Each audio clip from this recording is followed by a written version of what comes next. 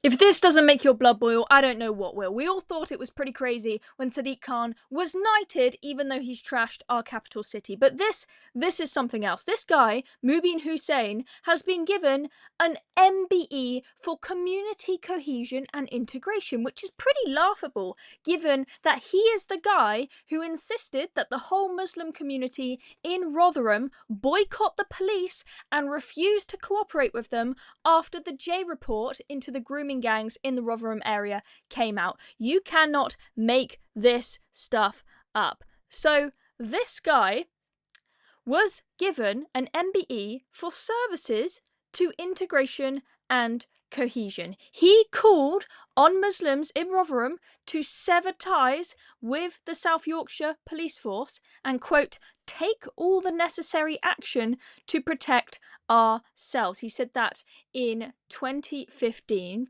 after the police force failed to investigate a load of grooming gang cases, as was revealed in the J report. He has this campaign group which warned the Muslim community any Muslim groups or institutions in Rotherham that do not adhere to this policy of disengagement with the police will also be boycotted by the Muslim community. That doesn't sound like kind integration and cohesion to me. That sounds like splitting up communities into some sort of, state of gang warfare where you defend yourself with, I don't know, pickaxes and whatnot, and you shut out anybody who doesn't agree with you. That doesn't sound like integration and cohesion to me. And get this dude, he is in Westminster, part of the APPG, the all-party parliamentary group on British Muslims. I'm pretty sure that is the group that is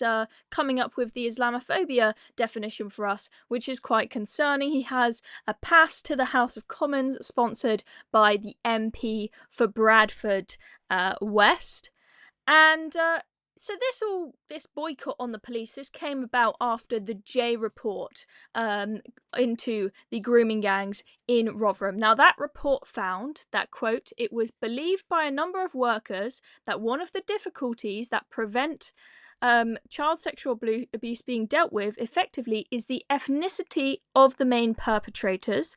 She referenced evidence which found, quote, young people in Rotherham believed at that time that the police dared not act against Asian youth for fear of allegations of racism.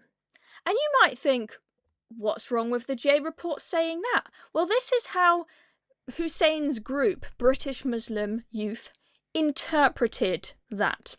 They say the Muslim community had been under perpetual attack and demonization since the J report, and during this whole period, the Muslim community have been made prisoners in their own homes. South Yorkshire Police have piggybacked on this hostile environment towards the Muslim community by deflecting the attention of their own failures by scapegoating us. They have peddled a pernicious lie that historically they failed to act on allegations of child sexual exploitation because they were afraid of being branded racist. So essentially, this guy is saying the police didn't act on the grooming gang cases just because they were incompetent and not very good at their jobs. It had nothing to do with a fear of being called racist or Islamophobic, and therefore this line in the J report that points out the link with ethnicity and fears of being called racist was just a complete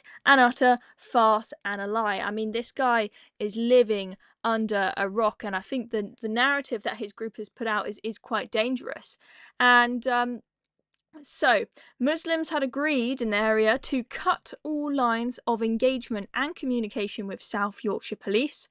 The group said, if South Yorkshire Police cannot adequately protect and serve the Muslim residents of Rotherham, then moving forwards we will take all the necessary action to protect ourselves within the confines of the law while maintaining a process of disengagement and non-communication with South Yorkshire Police. So you would have thought that after that J report that the police would say, okay, we've made some big mistakes, so we now need to start following up on these grooming gangs, start interviewing supposed perpetrators, people in the communities that were potentially involved in these horrible grooming gang rings. But I guess all the people that they then tried to engage with and talk to would have refused to talk to them.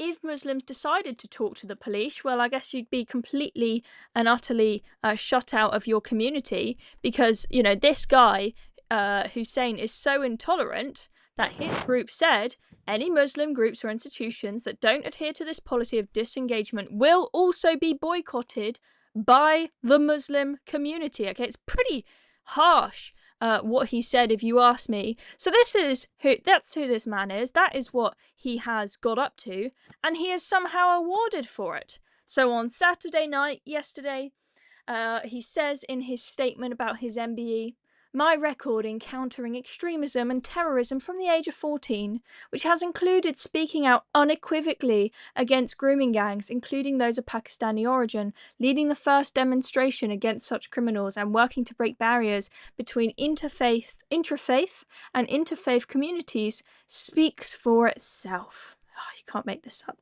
"I have a distinguished track record in building bridges for communities, and I was delighted and honoured to be offered an MBE in the forthcoming King's Birthday Honours in recognition of this work. I look forward to continuing to work on community cohesion and interfaith understanding going forwards." Building bridges? What bridges?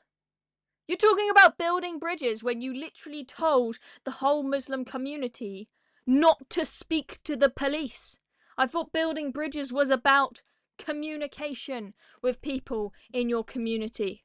But you're telling them not to speak to anybody, not to speak to the police, not to cooperate, and to defend themselves in some kind of, anarchistic gang warfare, and to completely rudely shut off anybody in the Muslim community that even dares to speak to the police. You call that building bridges? And he even says my work speaks for itself. You cannot make this stuff up. Why is this man being awarded an MBE?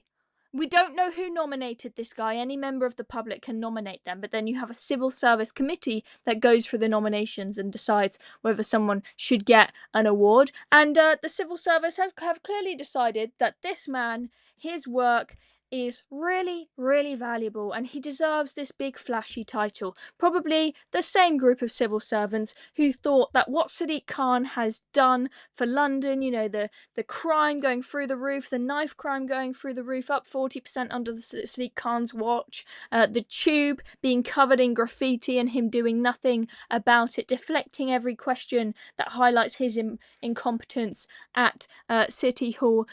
That same group of civil servants that looked at that track record of Sadiq Khan's and went, "That's a man that needs a knighthood," is probably the same group of civil servants that thought, this guy that created huge division in Rotherham and started this war between the Muslim community and the police, that's the man who's really built bridges. Can't make it up. Anyway, that is the latest in the bonkers news that just keeps on getting more and more bonkers. I was genuinely horrified when I saw that story this morning. I'm Chloe Dobbs. Thank you very much for watching this video, and make sure you subscribe to Reasoned and press the notification bell so you don't miss out on any more videos. See you next time.